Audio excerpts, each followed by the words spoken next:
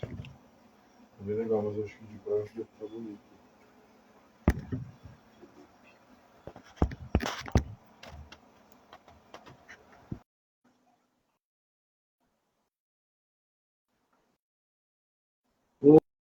Oi, boa noite, tudo bem? Estamos aguardando aqui o Felipe chegar, a gente vai começar já a live.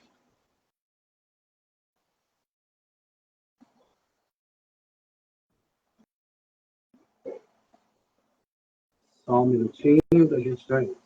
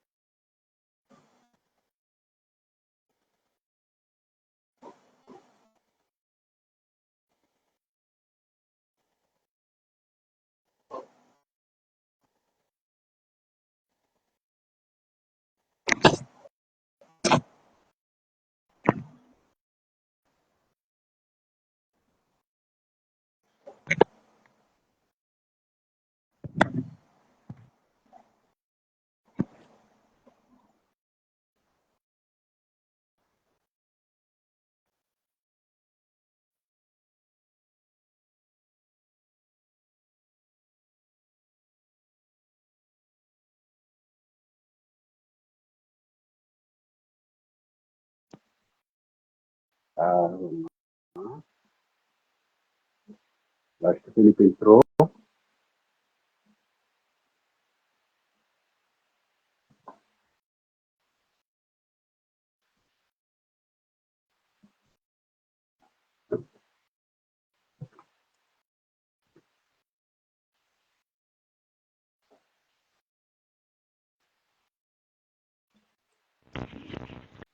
Oi, Oi, consegue me ver e me ouvir bem? estou te vendo e ouvindo bem, e você?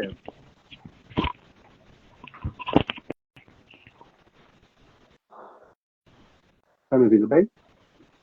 Sim, tá ótimo. Ah, perfeito.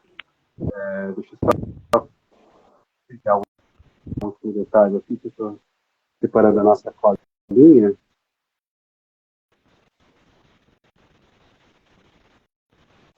Pronto, para a gente conversando aqui a respeito. Vamos lá, então. Boa Boa noite para quem noite. está com a gente. Eu sou o André, sou terapeuta aqui da Equilíbrio, e estou com projetos, trazendo os amigos para falar sobre alguns temas legais. E um desses temas, que por acaso é o tema que a gente está fechando agora, em fevereiro, é sobre saúde mental. A gente conseguiu fazer uma semana de curso para cada uma das 4 principais dores das pessoas que procuram aí algum tipo de terapia holística ou realmente curiosos sobre a saúde mental, né? Que são a ansiedade, depressão, estresse e insônia. Então, para falar um pouquinho, me ajudar a trazer um ponto de vista para agregar a visão holística, eu convidei o meu amigo, Felipe, e eu vou pedir para ele se apresentar certinho, mas ele é mestre em farmácia clínica e também é tarólogo e também gosta muito de todas as terapias holísticas, tem uma visão muito baseada na ciência e também conciliada com a espiritualidade. E agora eu vou pedir para ele falar um pouquinho sobre, né? Fala um pouquinho sobre você.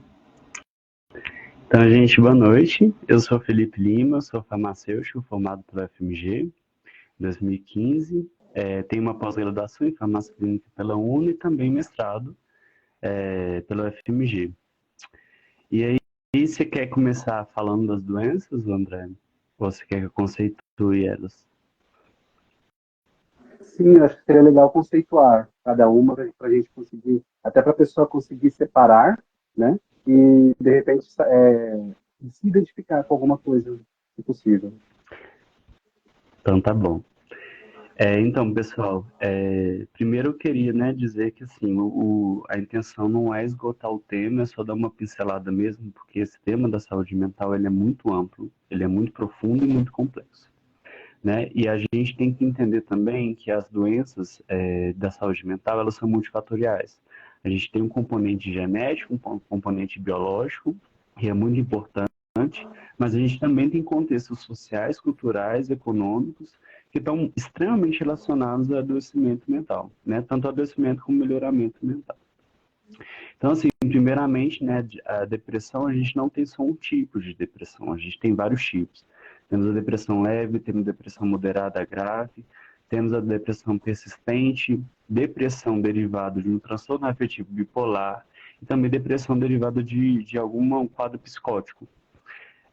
Assim também como a ansiedade, né? A gente tem vários níveis de ansiedade, temos ansiedade leve, ansiedade generalizada, a ansiedade também de transtorno pós-traumático, que a gente não vai abordar hoje, porque é um tema mais específico.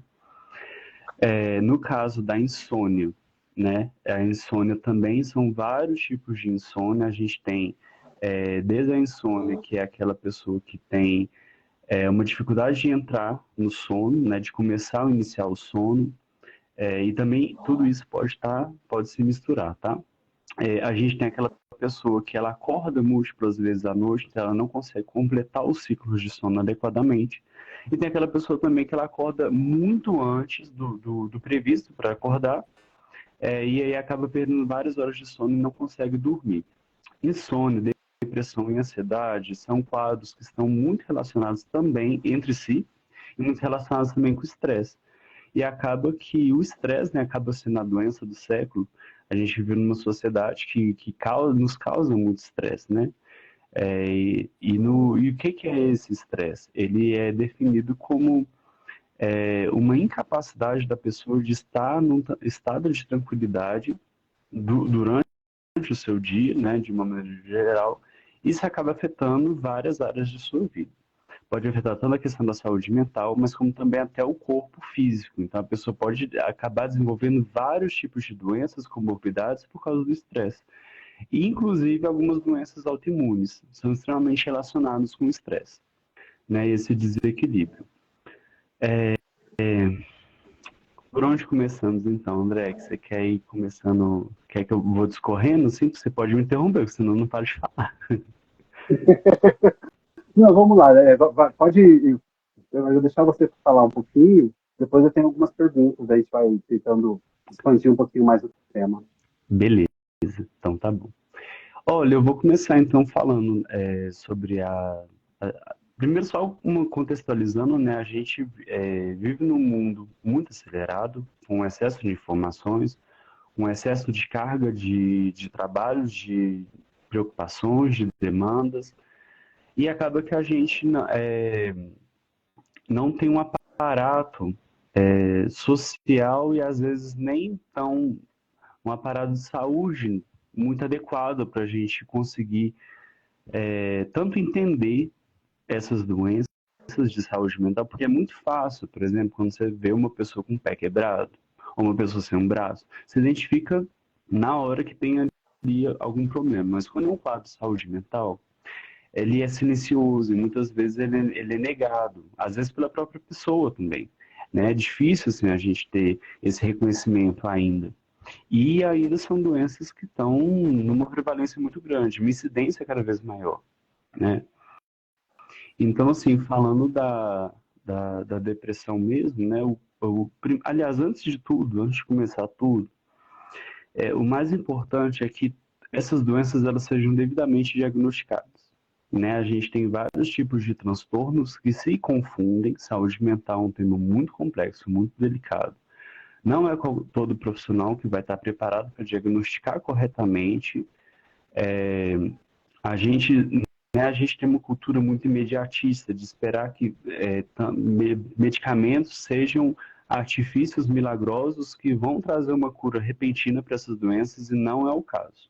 tá? Na saúde mental a gente não trabalha com milagre, né? Os diagnósticos são difíceis, eles se mesclam, né? Tem todo esse contexto multifatorial. Nós não somos seres apenas biológicos, somos seres culturais. Nós somos moldados pela nossa cultura, nós somos moldados pela nossa sociedade. A nossa visão, a forma como a gente enxerga o mundo, ele vai alterar essas percepções de eu estou melhor ou eu estou pior na minha saúde mental, no meu entendimento como indivíduo, né?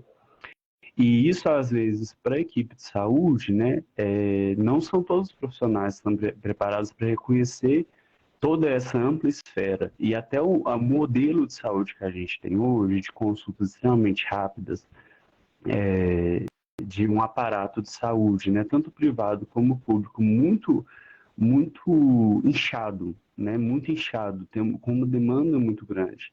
Isso acaba prejudicando a devida providência assistencial aos pacientes, né?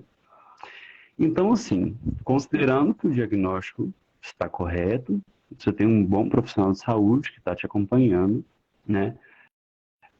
A gente tem, então, o diagnóstico de depressão. Como se trata a depressão? Os artigos, não se tem muitas alterações com relação à farmacologia, dessas doenças todas, né, tanto desde a depressão, ansiedade, insônia até o estresse, não se tem muitas mudanças ao longo dos anos, porém, cada vez mais é tido como principal linha de tratamento a terapia cognitivo-comportamental, né, que é um profissional da psicologia que vai tratar o paciente. E aí, a primeira linha dos antidepressivos são os antidepressivos de segunda geração. Quais são esses antidepressivos? Venlafaxina, trazodona, amirtazapina, fluoxetina, que tem no SUS, né, o estalopram, citalopram, paroxetina. Cada um desses, ele tem suas particularidades, seu mecanismo de ação. Eles são agrupados em famílias, né? Eu não vou ficar entrando tanto em detalhes assim, que eu acho que não precisa. A gente tem a bupropiona também, né? Que ele é um antidepressivo. Ele age como ansiolítico, antidepressivo, leve, e ele também ajuda na cessação de tabagismo e na compulsão alimentar. E ele é considerado já atípico. Então, assim, a gente tem várias classes e cada indivíduo, quando a gente fala de saúde mental, a gente tem que construir um plano de cuidado individualizado para cada indivíduo. Porque cada indivíduo, cada cérebro vai funcionar de uma forma. Eu tenho um mecanismo ali proposto, certinho, não tem dúvida que é indicado, né, assim, que o medicamento é indicado para tratar a depressão, porém, cada pessoa vai responder de uma maneira. E, no caso, né, da saúde mental, exceto para a insônia, a gente vai demorar, e né, para ansiedade, enfim, depois da ansiedade eu dou as pinceladas assim, mas a gente vai demorar de um tempo, de 2 semanas até 1 mês, para a gente ter o efeito do medicamento, ou não. Às vezes não vai ser de primeira que o medicamento vai funcionar. Eu já tive paciente que demorou 1 mês e 2 semanas para começar a ter efeito de um medicamento. E aí acaba sendo uma coisa de tentativa e erro. Claro que a experiência clínica, a verificação dos outros medicamentos que a pessoa está utilizando, a questão, né, de familiares, o que é que funciona às vezes para a mãe, para o pai, que às vezes tem uma depressão, ou irmão, né, irmã que tem depressão, às vezes vai funcionar também para aquele indivíduo que apresentou o quadro novo, né? Mas quando você está na cega, você não sabe, você não tem essa linha histórica do paciente, você vai no que funciona para a maioria, mas não é certeza. Já tive paciente também que foi só na 4ª, 5ª tentativa de medicamento que acertou. E ele passou fazer uma pergunta, assim, mais de um ano tentando encaixar um antidepressivo que funcionasse para ele. E assim, quando a gente fala de depressão, né, é uma doença muito incapacitante. Pode falar, desculpa. Tô. Verdade. Deixa eu te perguntar uma coisa. Você falou que às vezes, né, o padrão aí, né, que demora assim, em torno até 1 mês, né, depois do acerto de primeira. O que a pessoa, o que você recomenda o paciente fazer durante esse 1 mês? Por exemplo, você conseguiu diagnosticar a pessoa com depressão. e já se sabe que vai demorar no mínimo 1 mês aí para o medicamento começar a fazer efeito. O que vocês aconselham a pessoa a fazer durante esse primeiro mês ou durante o tempo que o remédio ainda não conseguiu trazer um efeito à tona, né? Olha, o que eu aconselho, assim, o que eu vejo é que, primeiro, podem aparecer vários efeitos adversos.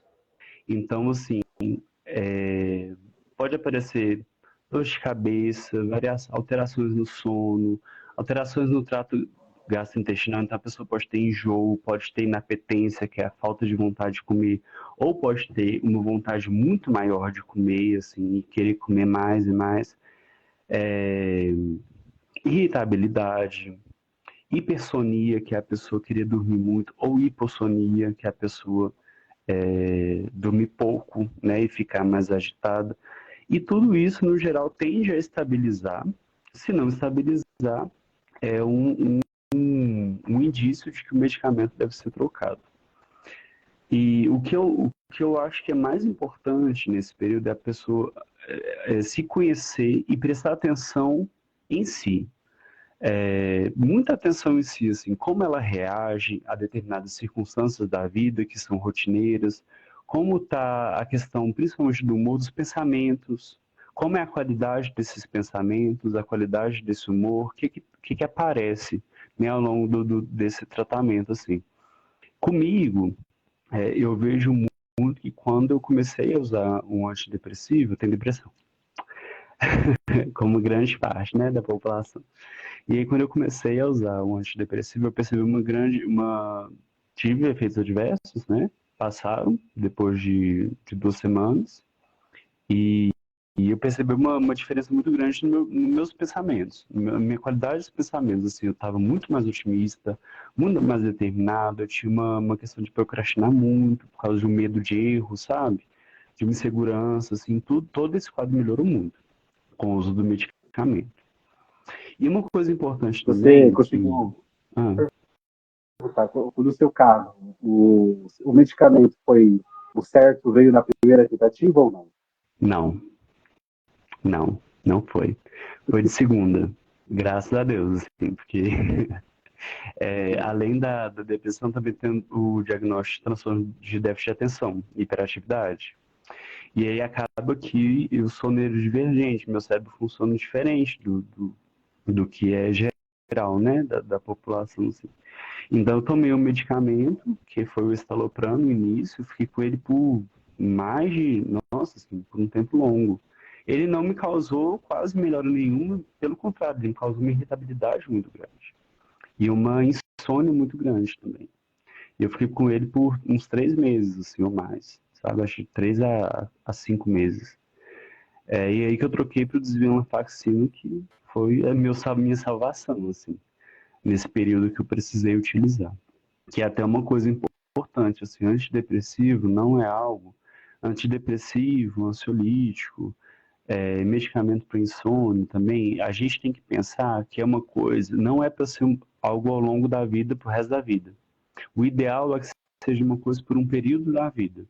Por isso que entra a primeira linha, terapia cognitivo-comportamental ou demais terapias. E é inclusive as terapias complementares, né? E energéticas que vão ajudar muito, muito nesses quadros.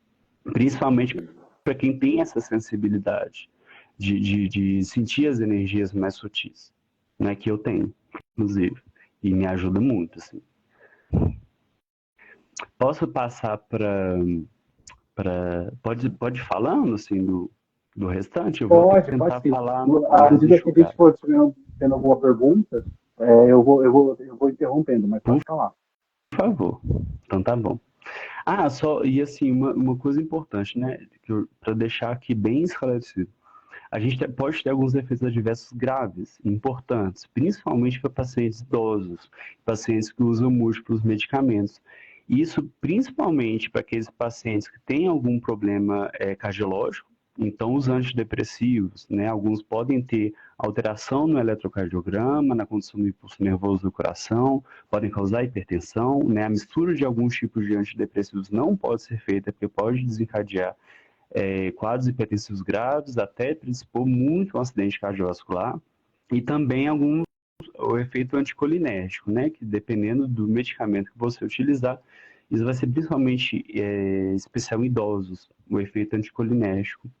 Então é muito importante quando você tiver, né, com a prescrição, o clínico, ou a clínica, né, a médica, ela verificar isso e, no caso de dúvidas, pedir um farmacêutico, ou uma farmacêutica, né, clínica, que tenha um bom arcabouço, um bom conhecimento para conseguir essa otimização e segurança na farmacoterapia. Então, assim, aí a gente entrando aqui agora na ansiedade, a gente tem, né, essas escalas de ansiedade, esse espectro de ansiedade, e aqui eu estou focando tanto na depressão, na ansiedade, na insônia no adulto, tá? Não estou falando de idoso nem de adolescente e criança, que são perfis diferentes. A ansiedade, assim, que é caracterizado? Ela é uma questão de saúde mental incapacitante, e aí pode ser vários sintomas, como, por exemplo, um cansaço físico muito grande, uma dificuldade de concentração, de conseguir começar uma tarefa ou terminar uma tarefa sem ter interrupções. E isso pode também transparecer no físico. Então, a pessoa pode ter uma sudorese intensa, taquicardia, taquipneia, que é falta de ar. Ela pode ter muita tensão muscular, isso é muito característico da ansiedade, isso depois pode ir desencadeando outras coisas, como gastrites, dores nas articulações, né, até as doenças autoimunes, assim, a ansiedade está muito relacionada com a insônia e com a depressão também. E aí, também está quais são os relacionada à crise tratamentos? de pânico. Oi? A ansiedade também está relacionada à crise de pânico. Muito, muito. A crise de pânico, ela é uma ansiedade completamente exacerbada, né? E ela pode estar relacionada muito também com traumas anteriores. Então, a pessoa, dependendo... E, gente, assim, trauma, às vezes, pode ser coisas que são consideradas bobas, coisas que, às vezes, você não... Assim, coisas da infância, por exemplo, sabe? Coisas que, às vezes, você nem tem uma consciência tão plena e com o passar dos anos você vai acumulando traumas e às vezes isso pode desenvolver uma síndrome do pânico. Como pode também acontecer algo muito grave, né? E isso ocasionar o desenvolvimento de uma síndrome do pânico. E aí, no caso, a gente tem como arcabouço farmacológico, né? Primeiro,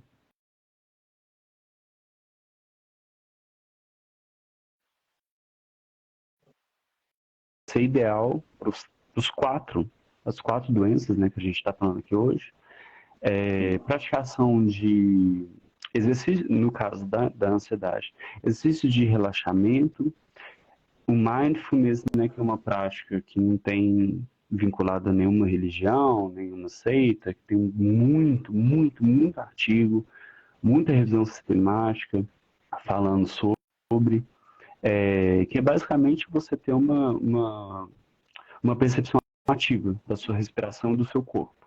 Né? Estar presente no presente com toda a sua mente. Assim. O yoga também e as meditações. Né? Aí também entra, né, psicoterapia e outras terapias. E aí no arcabouço farmacológico a gente tem alguns antidepressivos que podem ser utilizados, alguns anticonvulsivantes, como a pregabalina, os benzodiazepínicos, que são o clonazepam, conhecido comercialmente como Rivotril, tem também o alprazolam, midazolam, só que esses têm um problema, assim, eu sou meio assim com os benzodiazepinas dessa classe, né, principalmente o clonazepam, que ele é muito utilizado, que você pode ter uma perda de memória grande, pode causar dependência e pode causar a longo prazo demência, se você ficar utilizando, né, continuamente. E assim, então, e você vê pessoas que têm uma ansiedade que é, é muito incapacitante, causa vários transtornos e que às vezes a pessoa vai se postergando e isso tem que ser tratado. E o tratamento acaba sendo também na terapia, né? Passando por insônia, o principal, a principal terapia, no caso da insônia, é a higiene do sono. O que é a higiene do sono? Quando eu for chegar no meu horário de dormir, né, o horário noturno, eu não vou tomar cafeína depois, ou nada que contém cafeína depois das 5 horas da tarde, às vezes 4 horas da tarde. Eu não vou eu vou reduzir luz, né? Então, não vou ficar olhando tela de celular demais, ou muito televisão com aquela luz muito forte, eu vou tentar reduzir. Eu vou tentar colocar luzes indiretas pela casa. Vou ter uma alimentação mais leve, né? Uma alimentação que ajuda o corpo, né, a ter, enfim, né, que vai deixar o corpo mais relaxado, assim, não, eu não vou comer um tropeiro, assim, antes de dormir, e isso, inclusive, pode causar uma esofagite, né, ao longo do tempo. E você vai, assim, tentar reduzir ruído, não ouvir músicas muito aceleradas, e também, uma outra coisa que atrapalha muito o sono, que eu vejo, da minha experiência, assim, aliás, antes da experiência, né, sonecas também, dormir de tarde, assim, por longos períodos, dormir de manhã, tirar vários sonecas, isso vai atrapalhar o sono. E coisas da minha experiência, assim, que eu vi, era gente que fica muito tempo em locais fechados, sem luz direta do sol. O corpo precisa entender quando é dia e quando é noite, né? E a gente, com tanto de luz artificial, tanto de tela, isso pode acabar atrapalhando, causando insônia. Como também é uma doença, né, multifatorial, a gente vai ter problemas econômicos, problemas familiares, problemas sociais, que podem atrapalhar a qualidade do sono, né? Traumas também, da minha experiência que eu vi. Às vezes a pessoa tem insônia por anos, assim. E aí eu conversando com a pessoa, eu vou vendo que foram traumas de infância ou de adolescência que causaram esse quadro. E a pessoa cruzando isso, né, com a história da pessoa e o modo de vida dela, assim, aí eu fui vendo que esses traumas causaram esse insônia e nunca foram investigados.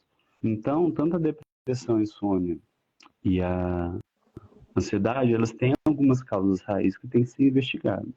Se a gente fica só tratando o sintoma e não a causa, né, isso vai se prolongando e não é uma coisa que a gente quer, né? A gente quer uma sociedade mais curada, não uma sociedade doente, que se baseie em medicamentos para se tratar, né? Que vão tratar o sintoma, não vão tratar a causa. E aí, para E é uma insônia coisa de que a gente só acabouço. percebe hoje em dia, né? É uma coisa que eu queria falar isso, que esse é um costume nosso, né? De, eu com uma dor de cabeça, tomo um remédio para dor de cabeça. Eu não paro para investigar por que que eu estou com dor de cabeça. Né? A dor de cabeça é um sinal de algo errado no corpo, né? E a gente vai lá e só desliga o sinal. Uma vez eu falei com uma paciente, eu cheguei para ela e falei assim: você tem um sono bom? Daí ela falou assim: eu tenho ótimo. Eu tomo, ela falou 3 medicamentos. Eu tomo esse, e durmo. Eu falei: você não dorme, você dopa, né? Como induzido. Exato. Então, assim, a gente tem uma noção muito deturpada do que é a higiene do sono, do que é a importância do sono, né? Do quão importante que é. Todo o nosso corpo ele se regenera durante o sono. Então, assim, a gente não dormir é a gente se desgastar e e ficar muito mais frágil para as doenças. Né? Daí sim começa. Tanto que, assim, você vai atrás de sintomas de depressão, sintomas de estresse e sintomas de ansiedade, tá a primeira coisa lá, falta de sono ou sono desregulado. É os grandes sinais, né, do corpo. E sim, e até a própria atenção, a própria execução das tarefas cognitivas, você conseguir, assim, você vê, se você não dorme bem, seu rendimento no dia é péssimo, de tudo. Você não consegue, você fica mais irritado, você esquece mais as coisas, a memória, ela é sedimentada principalmente durante o sono, né? O reparo muscular, ele é feito principalmente durante o sono, então ele é muito importante, né? Até para quem gosta, né, de academia, de correr, você vê que a performance na atividade física ela é péssima se você tem uma noite mal dormida, né? E a pessoa que tem Exato. uma insônia grave, isso vai se acumulando ao longo dos dias. Então, assim, tudo que eu falo muito que o universo ele é uma construção mental. Seu universo é uma construção da sua mente. Se a sua mente está com transtornos, Então, muito provavelmente, o resto vai reverberar pelo resto toda a sua vida, né? Exatamente.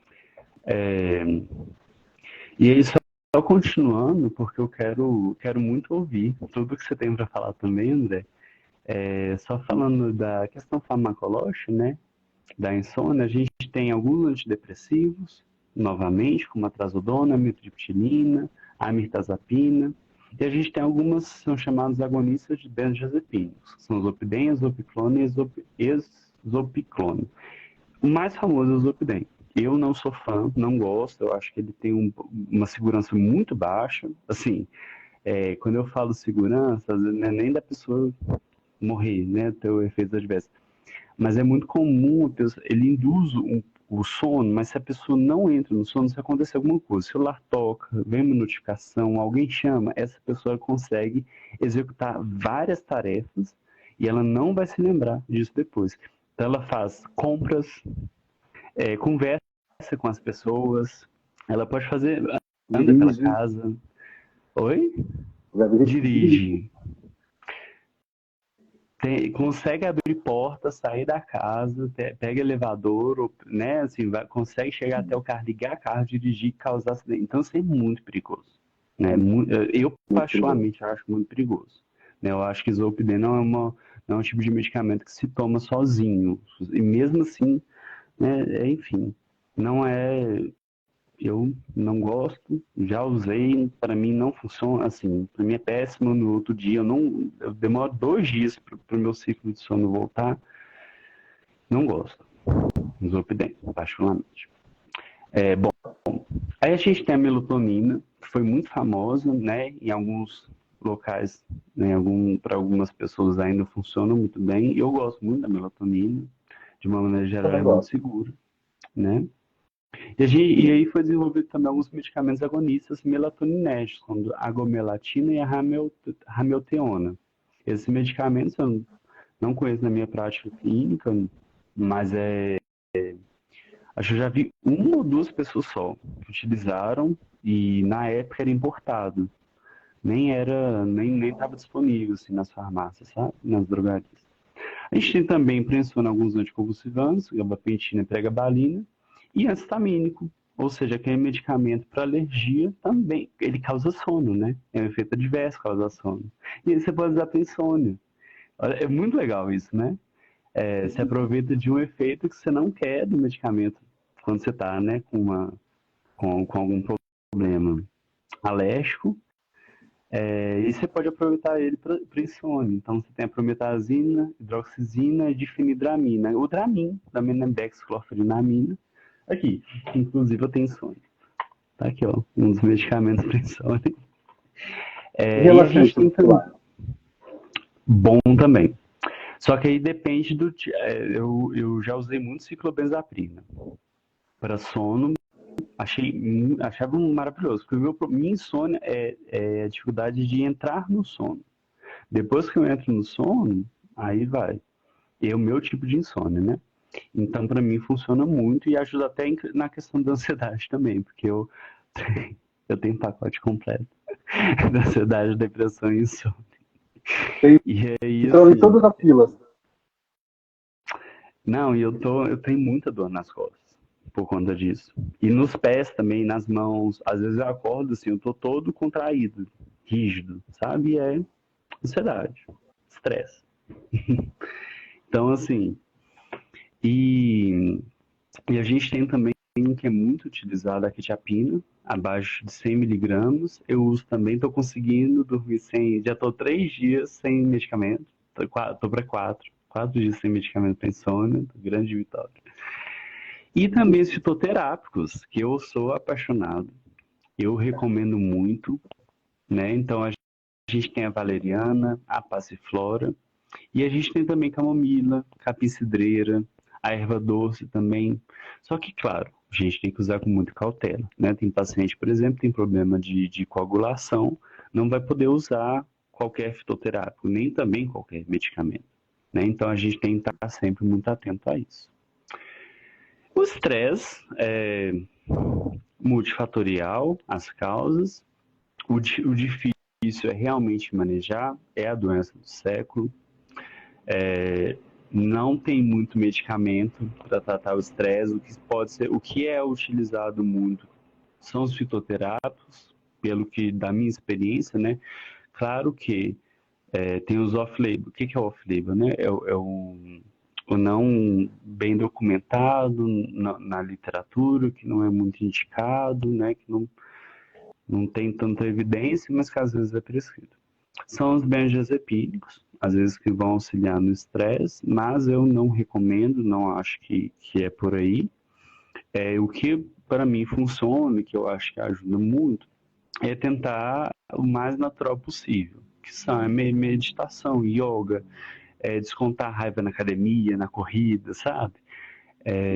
Ou às vezes dialogar com você mesmo, escrever. Inclusive eu estava lendo, foi ontem, o quanto que você escrever, às vezes 15 minutos diário, você escrever sobre seus problemas, escrever assim, o que você quer colocar para fora, o quanto que isso pode ajudar no estresse, na depressão e na ansiedade.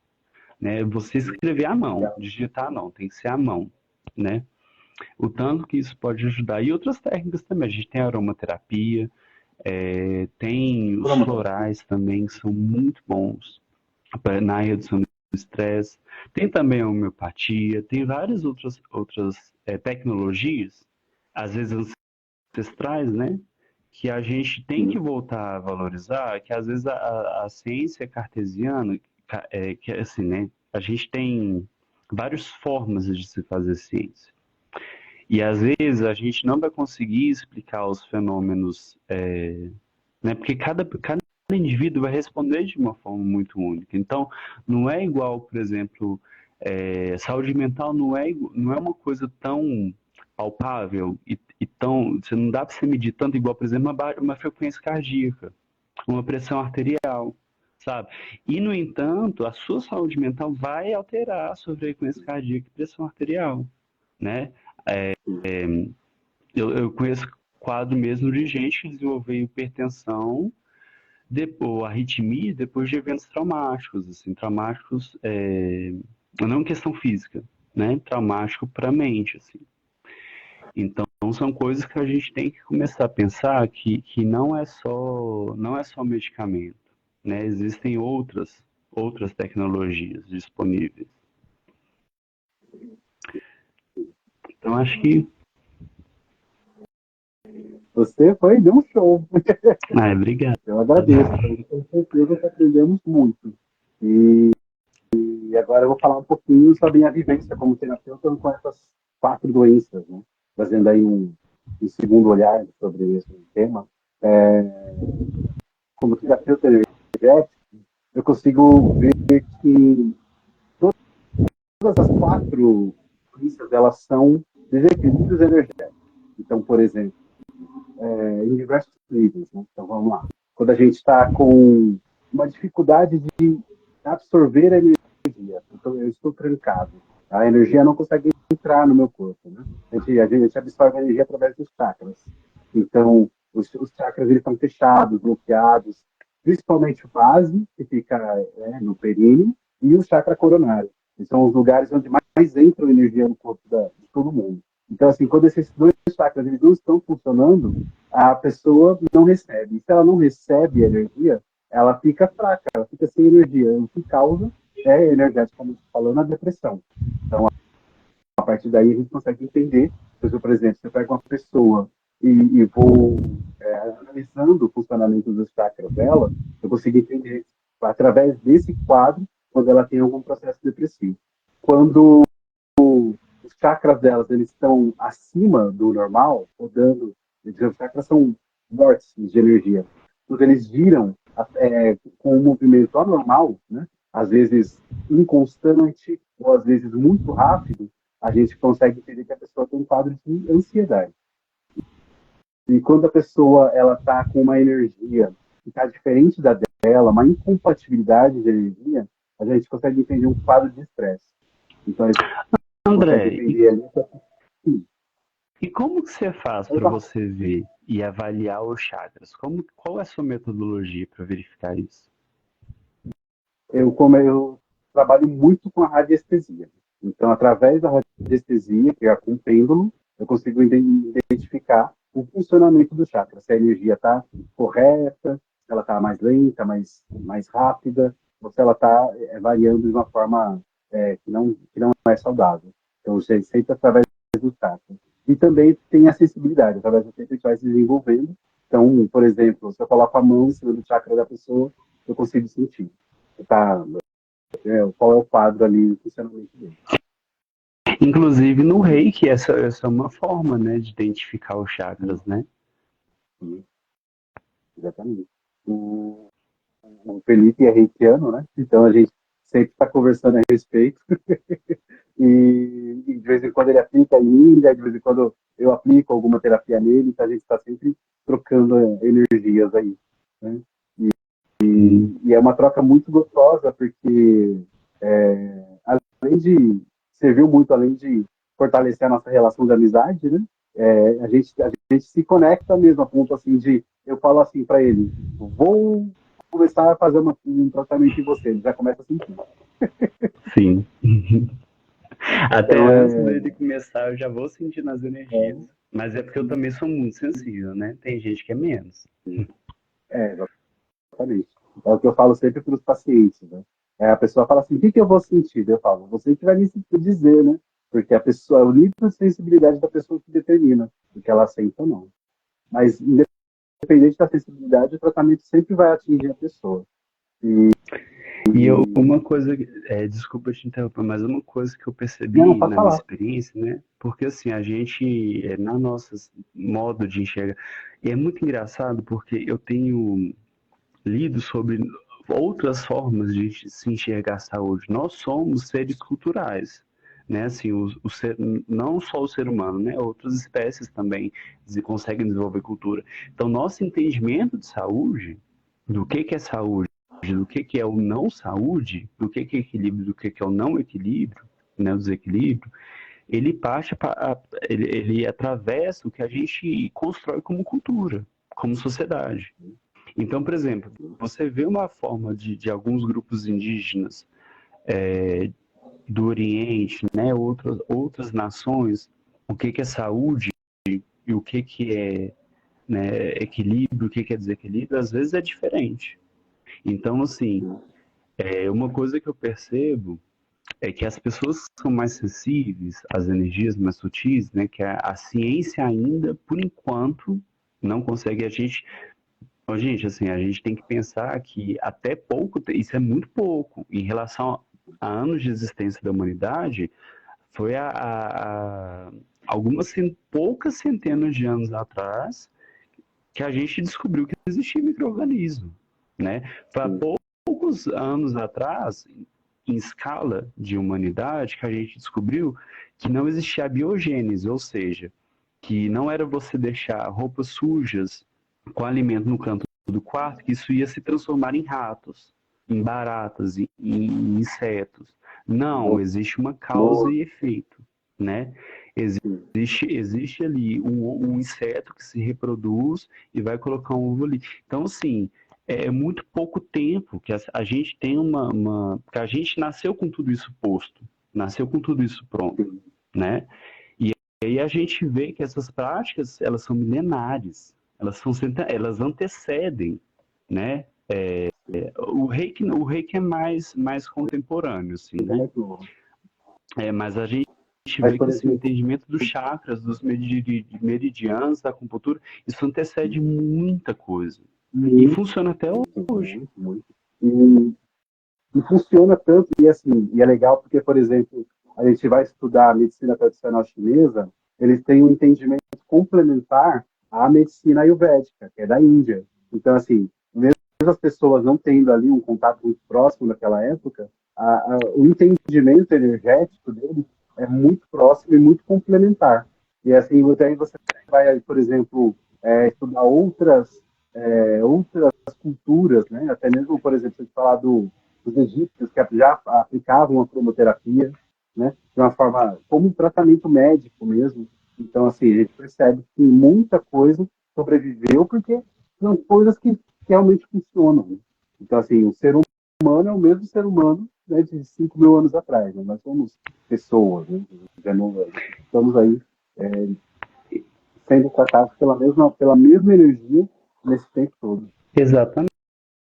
E aí, com o tempo, a gente vai vendo que algumas coisas, né, não funcionam, não tem evidência nenhuma, mesmo que passe anos e anos, você não vai achando evidência.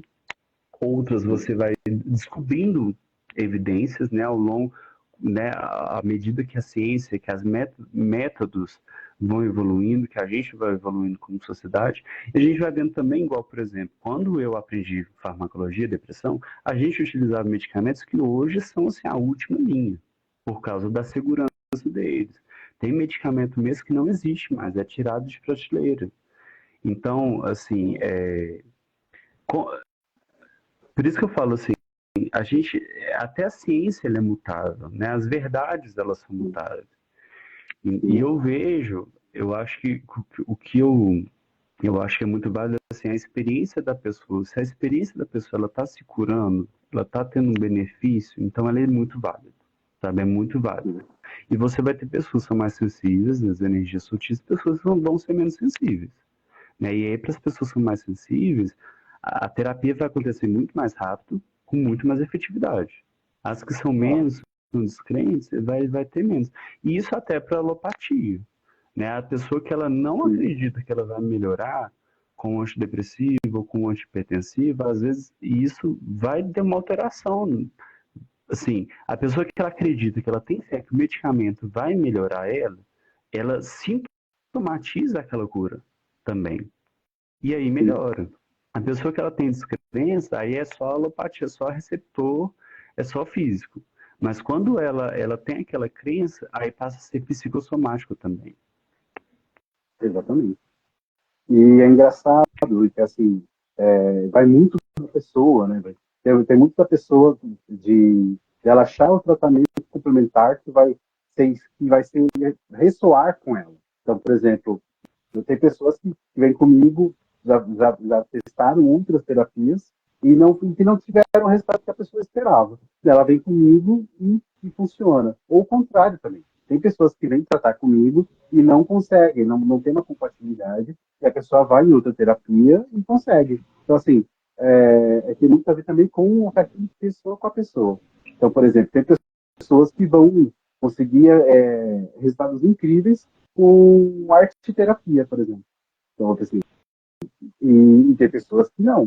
Pessoas que você pode. Então, assim, a saúde mental, quando a gente fala nos tratamentos complementares, eu acho muito legal isso. A pessoa, ela falar assim, isso não funcionou para mim. Tenta outro. Às vezes não é o momento para você pegar aquela terapia. André, E é engraçado que você mesmo me perguntou semana passada se a mesa radiônica era o tratamento mais eficaz, né? Para que o meu Inglight Dribble. Você perguntou para mim se a mesa radiônica era o tratamento mais eficaz. E, na verdade, assim, né? Ele vai ser eficaz para a pessoa no momento adequado. Então, se for adequado para aquela pessoa, ela será eficaz. Se não for, ela não vai ser. Então, é, assim, tem muito a ver com o momento da pessoa. é isso que eu ia falar, porque às vezes a pessoa acha que assim, quem é da terapia, por isso que é complementar. Ela vai complementar um outro tratamento. Porque você não vai, por Exatamente. exemplo, não vou tratar uma pessoa que está com câncer, que está com HIV, apenas com cromoterapia. Não existe. Exato. Ela não vai se curar. Vai se curar só com reiki. Não, é complementar. Existem casos e casos. Uma depressão Ah, grave, eu não vou ficar tratando ela só com acupuntura e só com reiki. Não. Quer dizer, se eu tiver exatamente. só esse, essa tecnologia disponível, é o que tem. Mas se eu tiver outras, eu não vou deixar a pessoa suicidar, né? Ou ser Exato. incapacitada pela depressão até aquilo fazer efeito. Não, é bom senso, né? Vamos ter isso. Exatamente. A gente não vai também deixar a pessoa, por exemplo, que nem você falou, que hoje em dia muitas pessoas vivem anos e anos e anos dependentes de medicação, né? E a pessoa fica dependente, assim, fica realmente vira uma segunda doença, né? De, É, da pessoa não conseguir se livrar daquilo, né? Aquilo ali já não tem mais um efeito positivo para ela. Às vezes a pessoa assim, ela começou com um quadro de insônia, ela tá com uma ansiedade leve, uma depressão leve, ou às vezes é um luto, né? Não é uma doença, assim. Então, e aí a pessoa já vai estar com medicamento, porque é o que a nossa cultura está fazendo, assim, é medicamento, ou então um procedimento invasivo, e às vezes a gente tem que, pode-se, né, e aí cada pessoa também tem a liberdade de escolher, tem a liberdade, né, de seguir o seu caminho. Mas por que não tentar alguma outra prática que vai causar muito menos efeito adverso, que o custo é muito menor, né? Às vezes e é um custo, às vezes é um custo que você está tirando a longo prazo. Exatamente. Porque, Benja, igual, por Exatamente. exemplo, da nossa cultura, gente, é assim, qualquer coisa é tarja preta, qualquer coisa é colocar um Rivotril ali, tá na nossa cultura, qualquer coisa é beber, bebe que passa, Eu sabe? vou te passar um. Isso me lembrou um caso agora. Meu namorado teve um problema, uma infecção bacteriológica no pé, há uns 5, 6 meses atrás. E ele estava internado, porque precisou fazer alguns procedimentos. E o médico chegou para ele e perguntou se ele queria um Rivotril. Aí a gente achou que era brincadeira, daí falou, quero, não sei o quê.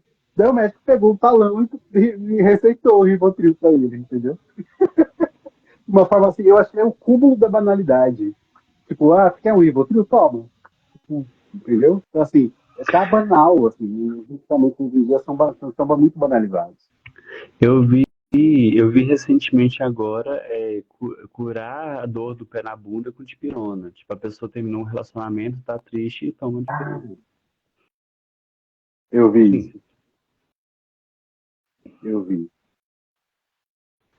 E, assim, né, se você extrapolar, né, você percebe um uso de droga, né, por exemplo. Tem um problema, vou lá e encho a cara de álcool. Tem um problema, vou lá e encho a cara de dipirona. É o mesmo. É o mesmo, assim. Estamos numa sociedade que está com drogas legalizadas, mas são drogas. Sim. E tem os seus efeitos adversos, tem a sua questão de segurança. A dipirona mesmo é efeito raro, raríssimo, que é a trombocitopenia, que é a pessoa ela tem uma baixa muito grande das plaquetas. E ela vai ter sangramentos, assim, vai ter que ser levada a pronto-socorro. Mas existe a probabilidade disso acontecer, né? Então, Se assim, banalizar, quer dizer que a chance de alguém acontecer isso vai ser maior. sim, você terminar um relacionamento, gente, assim, é normal você se sinta mal, né? Ou não também, né? Dependendo do relacionamento, você vai ficar feliz, Às vai vezes cantar é um até parabéns pro João livramento, né? Bolo. E assim, e aí vem o André, gente, por que não, sabe? Assim, poxa, eu tô mal, olha, eu terminei um relacionamento, já tem umas 2 semanas, já tem um mês e eu continuo muito mal. Poxa, será que tem algo além, sabe? Será que tem alguma coisa de errado?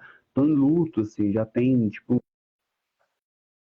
que a pessoa faleceu, já tem um ano que a pessoa faleceu, 6 meses que a pessoa faleceu, e eu ainda estou muito mal, né? E às vezes o luto não é só de um falecimento, né? Pode ser de uma perda grande, tipo, aconteceu um acidente, perdi minha casa, perdi o carro, assim, eu não consigo, né? Traumatizou, gerou um trauma. Ok, vou procurar, né? Óbvio, um serviço de saúde, vou fazer um acompanhamento, mas às vezes eu também posso utilizar das terapias complementares para dar aquela, sabe, aquele empurrão extra para a saúde, Exato, rumo à saúde, rumo ao equilíbrio. exato. Principalmente porque as terapias complementares, elas são complementares porque elas vão em lugares onde um médico tradicional, um psicólogo, um psiquiatra não atua, né? Então, de repente, é um problema energético, de repente, é um problema espiritual, de repente, é um problema sei lá, kármico ou de vidas passadas, que, assim, um terapeuta, a ciência, né? Ela não vai conseguir agir ali. Então, por isso que, assim, é um complemento mesmo. Então, assim, as dores, os efeitos, tudo é uma equipe. Eu digo que é um trabalho de equipe, né? Eu até ia te perguntar isso, quando a gente começou a falar do diagnóstico das doenças, qual seria a equipe ideal, né? O Dream Team para quando a pessoa, se ela tiver condições né, de correr atrás quando ela está com algum tipo de suspeita de doença mental? Que tipo de profissionais que ela tem que recorrer? Olha, eu acho que assim, tem que ver como que é isso. Eu acho que tem que ver como que é essa suspeita. Porque uma coisa que eu. É muito difícil a questão do diagnóstico de saúde mental. Você tem um tempo muito curto que eu vejo, né? Hoje, assim, na maior parte dos casos. Você tem um tempo muito curto dentro de consultório para o psiquiatra ou pré-psiquiatra fazer uma anamnese. E você tem muitas vezes um clínico geral ou uma clínica geral que está fazendo diagnóstico de saúde mental rasos e que prescrevendo medicamentos, assim, não tratando a causa. Então, assim, infelizmente, isso tanto no privado quanto no público ainda é um desafio muito grande. Eu mesmo passei, né? E vejo pessoas também que estão passando por esse desafio de encontrar uma boa psiquiatra que vai te acolher, que vai te ouvir, que vai entender suas subjetividades, suas crenças. Então, assim, a gente está aqui num paradigma espiritualista, né? Um paradigma que a gente entende a reencarnação, a gente entende que existe uma questão espiritual envolvida no processo de adoecimento e de saúde. Né? E às vezes você vai ter uma pessoa que é de uma determinada religião, ou de um determinado seito, que não vai ter esse tipo de crença. Nem o profissional, por exemplo, eu como profissional de saúde, eu vou acolher essa pessoa. Minhas crenças estão ali de lado, né? Eu não vou impor isso para a pessoa. Eu não vou falar que existe ou que não existe. Não, eu vou entender o que a pessoa está ali me trazendo. Então, acho que esse tipo de acolhimento e de entendimento da subjetividade ele tem que existir.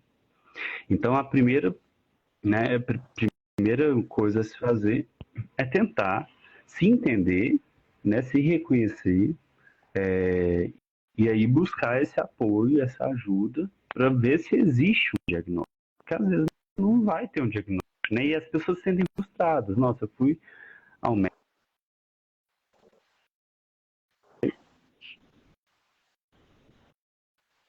Ah, então, assim, às vezes a pessoa vai no médico, ela fica esperando, ela já sai com um diagnóstico, sai com uma prescrição, e às vezes não.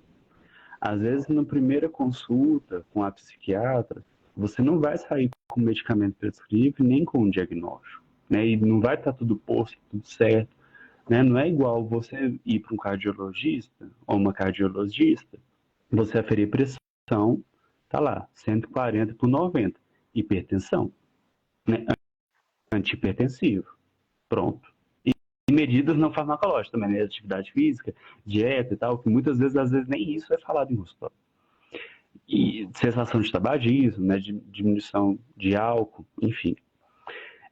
Já na saúde mental, não. É difícil, né? As doenças, elas se contrapõem, os diagnósticos, eles são, assim, às vezes você tem critérios objetivos, né? Mas às vezes, dependendo do paciente, ao longo da história clínica que vai construindo com aquela psiquiatra. E essa pessoa tem que estar aberta. E aí, né, primeiro, é isso. Depois, uma psicóloga ou uma psicanalista, né, que vai te avaliar, que vai te ajudar, que vai ir tentando buscar as causas. E às vezes, esses traumas, essas coisas, elas estão muito no inconsciente. Às vezes a pessoa nem consegue trazer tanto para consultório. E aí que vem o terapeuta holístico, terapeuta integrativo. Às vezes até na arte terapia, isso vai aparecer na forma que a pessoa usa as cores, na forma, no que a pessoa pinta, no que a pessoa expõe, né? Às vezes até na escrita, ou enfim, isso acaba aparecendo porque o que está no inconsciente vai emergindo. Então, Muito também nos sonhos, né? nos sonhos, sim. Quando eu estou fazendo reiki, por exemplo, às vezes eu tenho essa sensibilidade, né, de conseguir entender. E até a questão visual mesmo, né? No mental eu consigo enxergar os chakras das pessoas, como está funcionando, e às vezes me vem imagens. E às vezes eu estou aplicando o reiki na pessoa e me vem algumas imagens, assim, eu chego e pergunto, o que que é isso que aconteceu? Estou enxergando uma coisa assim, assim, assim, o que que isso representa para você? Aí a pessoa vai e me conta. alguma coisa que aconteceu algumas semanas atrás ou há anos atrás, que era um trauma. Eu mesmo já teve situação de Deus de aplicarem reiki em mim, ou até eu mesmo aplicar, me virem imagens, lembranças na cabeça e eu desatar a chorar, chorar, chorar, que é um desbloqueio de chakra, é um desbloqueio de um trauma, né? E isso é algo muito incrível, né? E vem através do autoconhecimento. Então, assim, é o que eu sempre tento fazer com meus pacientes, né?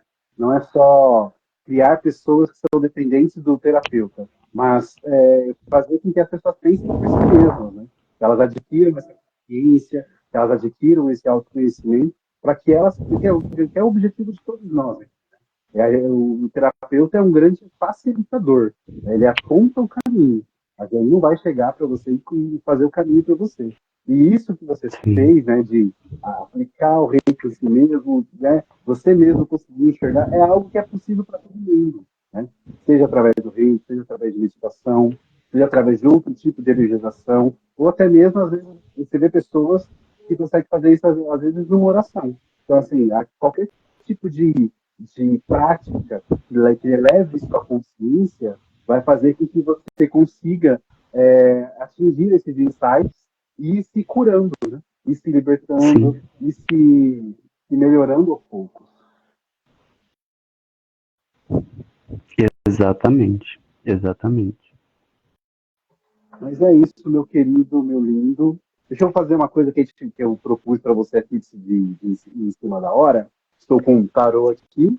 O Felipe também é tarólogo, então vamos ver aqui. Vamos fazer assim, para tirar uma carta, para a gente encerrar aqui a nossa live, vamos ver o que o baralho tem para dizer sobre saúde mental para a gente, né? Daí eu falo o que eu vejo nessa carta e você fala o que você vê nessa carta, tá bom? Tá. Vamos lá.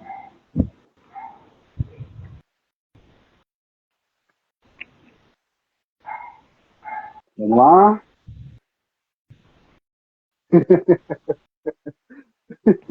Rei de copas. O que que tá escrito? Rei de copas. Ah, sim, Rei de Copas. Eu vi Não, Seis de Copas. Deixa eu ver a carta, deixa eu ler. não, rei de copas. Me lembrou do amigo Arcanjo, as cores. Tá bom, bom, bom também. Quer começar ou eu começo? Posso ir falando? Pode. Me chama a atenção a posição do rei, né, assim, de estar sentado, admirando longe, com uma taça grande na mão e uma outra um bastão, que significa. Sabe o que que me vem? Vem nessa carta, assim, a imensidão do conhecimento, de tudo que a gente tem, que a gente consegue ver, mas ainda o que a gente não consegue não ver, porque me parece como se eu estivesse em cima do mar. O mar representa um sentimento e representa também o oculto, né? Então, assim, tudo que a gente ainda não consegue, ainda, por enquanto, não consegue não ver. Me passou duas mensagens também, assim, como se fosse o cálice, né? Tudo que eu tenho já prático ali, que eu posso utilizar para mim, mas também numa posição de passividade demais, sabe? Estou sentado no meio de um nada, esperando, só que com muito arcabouço, com muita. A gente está falando de saúde mental, né? Então acho que me vem isso assim, a gente tem já uma forma de fazer, a gente tem o cálice, tem um conteúdo dentro do cálice, que é, a gente tem. Eu não queria usar tecnologia, porque eu já Recursos. falei muitas palavras hoje, mas a gente tem o recurso. Isso. A gente tem o recurso pra gente, mas ainda está numa posição muito passiva, sabe? Apesar de ter essa questão de dono, de imperador, né? Mas ainda me parece uma questão muito passiva. Paciente, Tá. né? Deixa eu ver o que eu consigo ver aqui. O que eu sempre vejo é que na corte, né, o rei é a posição mais alta, né, do baralho. E quando a gente fala Uhum. do naipe de copa, a gente fala que o rei, no caso, ele tem um domínio, né, o domínio do emocional. Então, que talvez seja uma, um convite, né, para a gente se desenvolver, né, é aquilo que a gente está falando, né, do autoconhecimento, do autodesenvolvimento, para a gente chegar nesse nível aqui de conhecer a nós mesmos, né, de mergulhar nesse dom aqui, que é o nosso interior, e ter esse domínio, né, e apesar disso, né, ele está flutuando, ele tá numa posição confortável sobre a própria imensidão interna dele. Então ele consegue Uhum. Sim. ter esse domínio. Então, assim, eu acho que a lição que a gente pode tirar é essa, de ir numa caminhada de autoconhecimento para a gente se desenvolver a ponto de estar confortável, né, com o nosso próprio interior. Então, quando a gente fala das nossas, né, todo mundo, que nem você falou, né, então, em alto ou baixo grau, todo mundo é ansioso, ou depressivo, ou já teve algum episódio de estresse, etc. Então, assim, a gente conseguir ter o nosso domínio do nosso emocional, da nossa consciência emocional e da nossa consciência mesmo mental, a ponto de conseguir conviver com essas, né, peculiaridades de cada um sem que elas nos travem, né? Para a gente conseguir realmente viver com elas de uma forma pacífica, né? De uma forma harmoniosa. Sim, Eu acho que é isso. também. Ah, eu adorei. Obrigado muito, muito, muito pelo convite, André. O prazer foi todo meu, é um prazer enorme, você sabe o quanto é. E eu agradeço muito pelo convite, assim, que foi meio em cima da hora, coisa de ariano, né? Ariano para ariano. É, eu falo com pessoas, eu falei com um monte de gente de outro signo, todo mundo assim. Vamos fazer outra daqui a 2 dias, daqui a 3 meses, preciso me preparar. O ariano é sempre assim, bora, né? Então, eu agradeço muito pelo convite. Eu aprendi muito com você hoje, como sempre. E eu espero que a gente tenha oportunidade de fazer outras lives com outros temas. Tá Com bom? certeza. Gente, olha, eu queria muito parabenizar o André pela iniciativa, pela pessoa. Eu tenho muito, muito, muito orgulho de quem você é, André, de verdade, do terapeuta que você é, do bem que você faz, não só para mim, mas para o mundo. De verdade, assim, nossa, eu tenho meus parabéns de corpo, alma e muito obrigado, viu? É um prazer. E eu vou falar agora com todo mundo que está assistindo. A gente está com esse projeto aqui, acho que pelo menos nos próximos 2 meses, de lives com pessoas incríveis e maravilhosas, que nem o Felipe, e cada semana aí com um tema diferente. Então, eu agradeço e aguardo você nas próximas, tá bom? Gratidão por estar aqui com a gente e um grande beijo no coração aí. Boa noite, pessoal. Até mais. Beijo.